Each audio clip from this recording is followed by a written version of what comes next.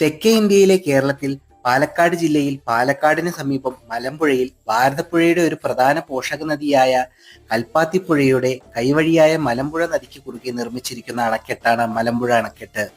പശ്ചിമഘട്ടത്തിലെ പശ്ചാത്തലത്തിലുള്ള മലമ്പുഴ ജലസംഭരണിയും മലമ്പുഴ ഉദ്യാനവും പ്രകൃതി രമണീയമാണ്.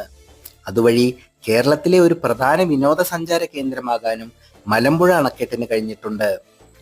കേരളത്തിലെ ആദ്യത്തെ ഉല്ലാസ ഉദ്യാനമായ ഫാന്റസി പാർക്ക് മലമ്പുഴ ഡാമിന്റെ അടുത്തുള്ള ഒരു പ്രധാന ആകർഷണമാണ്. മലമ്പുഴയിൽ ഒരു അണക്കെട്ട് നിർമ്മിക്കാമെന്ന ആശയം 1914 മദ്രാസ് സർക്കാരാണ് കൊണ്ടുവന്നത്. അന്ന് പാലക്കാട് മദ്രാസ് പ്രസിഡൻസിയുടെ ഭാഗമായിരുന്നു. 1949 മാർച്ചിൽ അന്നത്തെ പൊതുമരാമത്ത് മന്ത്രിയായിരുന്ന കെ ഭക്തവത്സലം അണക്കെട്ടിന് തറക്കല്ലിട്ടു. റെക്കോർഡ് സമയത്തിൽ പണി പൂർത്തിയാക്കിയ ഈ അണക്കെട്ട് അന്നത്തെ മുഖ്യമന്ത്രിയായിരുന്ന കെ കാമരാജ് 1955 ഒക്ടോബർ 9 ഉദ്ഘാടനം ചെയ്തു.